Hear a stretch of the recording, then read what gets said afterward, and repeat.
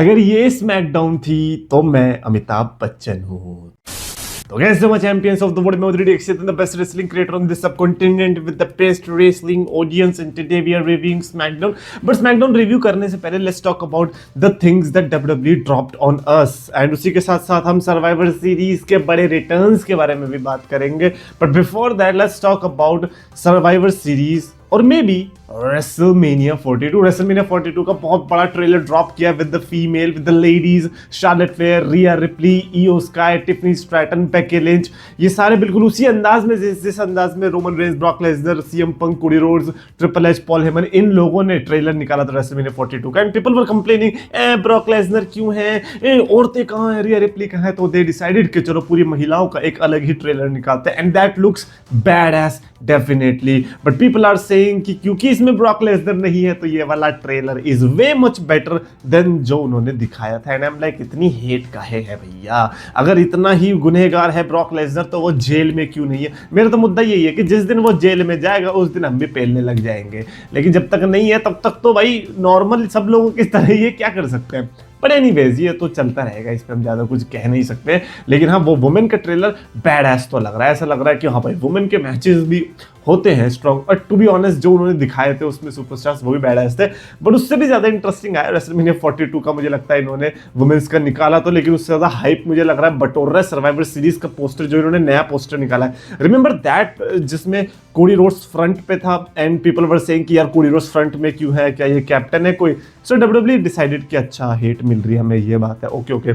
So they thought, तो उन्होंने नया पोस्टर निकाला है और उसमें कोडी रोड्स हमारे मुंह पे है।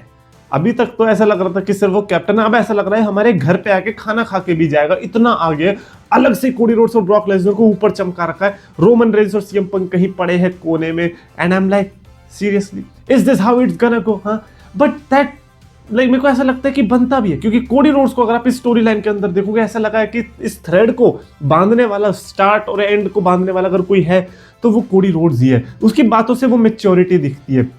Roman Reigns might be a big guy, CM Punk might be a big guy, but I think Cody Rhodes with that undisputed championship and with those words जो उसके मुंह से आते हैं, I think it's fair to say कि वो एक captain भी हो सकता है। I know कि उसका एडिशन लेट हुआ है, I know कि उसका स्टोरी लाइन में उतना खास कुछ इंपॉर्टेंट है नहीं, बट फिर ब्रॉक लेसनर का भी तो सेम है। ब्रॉक लेसनर कौन सा द विजन के साथ दादा परताता के खानदान से है, वो भी तो अभी ज्वाइन हुआ है। तो I think Cody Rhodes and Brock Lesnar as team captain make sense, दोनों की राइवलरी भी रही है, प्लस अनडिस्प्यूटेड चैंपियन है, वो थोड़ी तो इज्जत दे दो। अगर यही चैंपियन रोमन रेंस होता तब आप भी तो कहते ही इसी चीज को डिफेंड करते हुए कि देखो ये तो चैंपियन है तो क्यों नहीं। भाई तुम्हारे रोमन रेंस को हरा रखा है कोडी रोड्स ने, शांत बैठो। अब मेरा भी फेवरेट रोमन रेंस ही है, बुरा लगा बोलते हुए, बट समझ जाओ यार, कोडी रोड्स को अगर आगे नहीं रखेंगे फिर किसको रखेंगे। फिर तो ये लोग अपने ही डिसीजन पे, फिर उनको ऐसा लगेगा कि हमने कोडी रोड्स को जिताया और हम ही आगे नहीं बढ़ा रहे तो कैसा लगेगा। खैर अभी हम स्मैकडाउन की बात करते हैं, क्योंकि ये स्मैकडाउन भी इन्होंने दे दी जबरदस्ती, इनका भी मन नहीं था,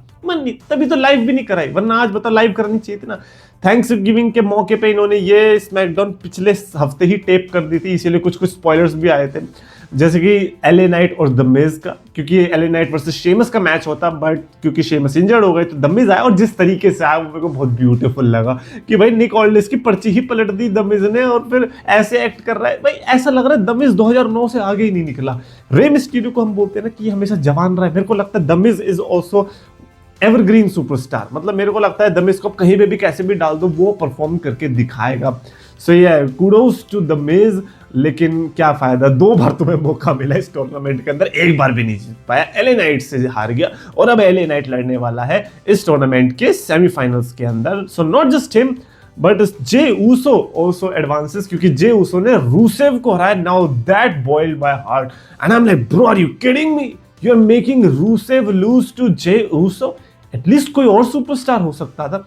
रूसेव को मैं हारते हुए एलए नाइट से भी देख सकता हूं, बट जे उसो से God, I cannot see that। Rusev जो रो रहा था वो रो नहीं इसलिए नहीं रहा था कि उसका पिन मिस हो गया, वो इसलिए रो रहा था कि मुझे इस बंदे से हारना पड़ रहा है, क्योंकि उसे रिजल्ट पहले से पता था कि यही होने वाला है, ये बच्चों का मसीहा ही जीतने वाला है।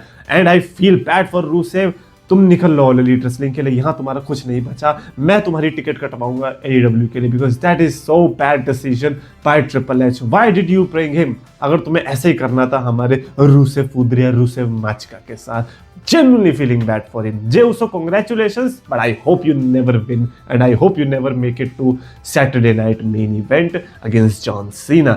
Anyways, Gunther, Jey Uso, LA Knight, Solo Sikoa, 4 superstar. Now, you must be wondering कि Gunther versus Jey Uso ही हो सकता है and वहां से Gunther जीत जाएगा. But hear me out. This is WWE. WWE में ट्रिपल एच इस समय पर ऐसा है कि वो पूरे साल प्रिडिक्टेबल रहेगा, एक दो मौके पे अनप्रिडिक्टेबल हो गया, सबकी धज्जियां उड़ा देगा, जैसे उसने स्टार्टिंग में किया था। साल की स्टार्टिंग में Jey Uso and John Cena final 2 on the Rumble, और हो सकता है उसी चीज को कंटिन्यू करते हुए ये बंदा साल को भी ऐसे एंड करे कि John Cena versus Jey Uso at Saturday Night Main Event, John Cena का final match, and that would be hilarious to watch. And that's why my vote is for Gunther versus John Cena, of course. And I hope Jey Uso brutally हारे Gunther के against, and I hope कि survivor series में वो इतना पिट जाए कि at least एक बहाना ही मिल जाए WWE के पास इसे हराने का, वरना मुझे नहीं लगता कि ये हराने के मूड में है भी जे ऊसो को। उसके अलावा वुमेन्स के सेगमेंट्स एंड मैचेस थे, जैसे कि शार्लेट फ्लेयर ने आस्का को हराया, ठीक है अच्छा मैच था, बट मजा आया जब चेल्सी ग्रीन के सेलिब्रेशन में जेड कारगिल की तबाही, जैसे वो वेलकम मूवी में नहीं आता, भाई साहब डायरेक्टर को मारा, कैमरा तोड़ा, कुर्सी तोड़ी, सब कुछ तोड़ा, वही जेड कारगिल ने किया, आई डिस्ट्रक्शन किया, चली गई, सेलिब्रेशन करने नहीं दिया, पायरो भी गंदे टाइम पे फट गए, देवर लाइक कि पायरो का बजट आया तो फोड़ने तो है, लेकिन ये थोड़ी कि भाई जिसके लिए तुमने बचाए थे वो तुमने बजा दिए, उसकी जब उसकी बैंड बज गई तब, तो गलत बात है ना ऑब्वियसली। पर चेल्सी ग्रीन से अच्छा कैरेक्टर कोई भी नहीं प्ले कर सकता उस वाले कैरेक्टर को। आई थिंक चेल्सी ग्रीन की तो सही बता रहा हूँ लाइफ बन गई है वो कैरेक्टर मिलके, एंड थैंकफुली उसके पास चैंपियनशिप भी वापस आ गई, क्योंकि जूलिया के पास वो चैंपियनशिप सूट नहीं कर रही थी। End of course war games match जो कि हमें सर्वाइवर सीरीज में देखने को मिलेगा, बट उसके अलावा एक और मैच हुआ करता था सर्वाइवर सीरीज में, that was 5-on-5 traditional elimination tag team match. People were saying कि यार 5-on-5 क्यों होता है, बोर हो गए ये वो, तो WWE डिसाइडेड कि चलो रॉ वर्सेस स्मैकडाउन देते हैं। देन रॉ वर्सेस स्मैकडाउन हुआ तो फिर WWE ये डिसाइडेड कि यार तो बोर कर रहे क्या कर रहे, तो फिर WWE ने डिसाइड किया कि चलो ठीक है हम वॉर गेम्स देते हैं। अब ये वॉर गेम से भी बोर हो रहे हैं, अब इनको चाहिए फिर से 5-on-5, तो WWE ने कहा लो तुम 5-on-5 भी लो, तुम्हारे जो तुम्हें तो सुपरस्टार चाहिए, जो तो पुश चाहिए, हम तुम्हें वो भी देंगे। तो स्मैकडाउन के अंदर आज हमें ये MFT versus Solo Sikoa, Shinsuke Nakamura, Motor City Machine Guns and who was that, Rey Fenix, इनके बीच 5-on-5 elimination tag team match देखने को मिला, which was amazing. Sami Zayn को पूरा डॉफ जिगलर बनाने की कोशिश करी 2014 का, ये भाई यही लौंडा निकाल के ले जाएगा ये पूरा मैच, बट ऐसा कुछ भी नहीं हुआ। सोलो सिकोआ की टीम, भाई सोलो सिकोआ अलग ही डोमिनेशन में, वहाँ मैच जीते जा रहा है टूर्नामेंट के लिए, यहाँ अब ये वाला मैच जीत गया, एंड आई जेन्युइनली फील कि सोलो सिकोआ अब तो अगले साल तो ये बंदा कुछ बड़ा ही करने वाला है। आज तो खैर करने नहीं दिया क्योंकि अंकल हाउडी जी आ गए, और अंकल हाउडी ने पीछे से चांटा लगाया कि भाई क्या कर रहा है। एंड मैं कह रहा हूँ कि भाई तुम क्या व्हाइट सिक्स की इतनी रिटर्न टीज करते रहते हो बार बार, इनको भेज ही क्यों रहे हो तुम?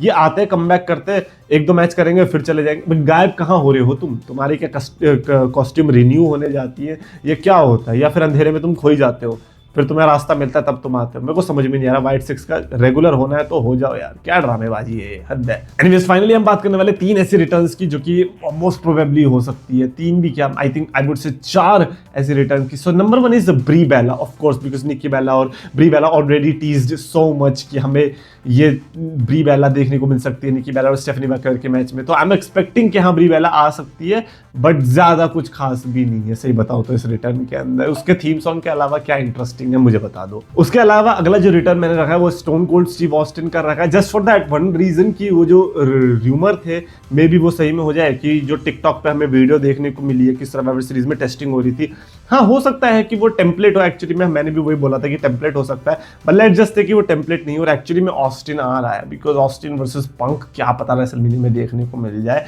सो for that reason I think I am putting Austin, and not just that I am putting the Rock as well, क्योंकि द रॉक का सीन देखो क्या है, द रॉक का सिंपल है कि अगर रेसलमेनिया टाइप का कोई इवेंट आ रहा है तो मैं प्रेजेंट हो जाऊंगा। That is the only reason I am thinking कि क्योंकि इतने बड़े बड़े स्टार्स ऑलरेडी हैं, जब रोमन, ब्रॉक, पंक, कोडी ये सब है एक मैच के अंदर, अगर द रॉक आता भी है तो कोई बड़ी बात होगी नहीं। So that is why I am saying कि द रॉक का रिटर्न, और बाकी जिमी यूसो को पीट के अगर कोई रिटर्न करना चाहता है वो डोर हमेशा ओपन रहेंगे, जिसके लिए मैंने जो चौथा नाम है वो रखा है, that is the Ayatollah of Rock and Roll, Chris Jericho. Yes, Chris Jericho would be my last name. Chris Jericho final tournament में नहीं आया जॉन सीना के, it's okay, but I think WarGames एक perfect opponent, perfect chance हो सकता है। एक बार याद है, आई थिंक द शील्ड में ही आई थिंक रोमन रेंस और सेथ रॉलिंस का साथ देने क्रिस जेरिको आया, रोमन रेंस या सेथ रॉलिंस या रोमन रेंस डीन एम्ब्रोस का साथ देने क्रिस जेरिको आया था, नाइट ऑफ चैंपियंस होगा, I can't remember exactly, but वही वाली फील मेरे को अब भी चाहिए कि क्रिस जेरिको आ रहा है वॉर गेम्स की टीम में, and that would be amazing to watch कि चलो जिमी गया, अब क्रिस जेरिको आ गया। बट मैं कह रहा हूँ उल्टा ही ना हो जाए, जिमी रह जाए, जेउसो को कोई पीट के बजा रहा है, हाँ भाई ये तो क्रेजी हो जाएगा, और गुंथड़ ही बजाए, ओहो लॉक में फंसा दिया जेउसो। अगर जेउसो पिटेगा तो एक्चुअली में लोगों को मजा भी आएगा देखने में। सो यार लेट्स सी व्हाट हैपेंस कि कौन सा रिटर्न होता है, क्योंकि इतना तो डब्ल्यूडब्ल्यू ने दे दिया है, सुपरस्टार्स रोमन, ब्रॉक, पंक, कोडी ये सब दे दिए कि हम रिटर्न एक्सपेक्ट नहीं करनी चाहिए। बट अगर ये करवा रहे हैं तो आई थिंक इन चारों में से बहुत प्रोबेबल सुपरस्टार है कि कोई तो एक आएगा। कमेंट्स में लिखना अपने thought, what you guys think, और अगर आपको वीडियो पसंद आए तो लाइक और शेयर करो, चैनल को सब्सक्राइब करो।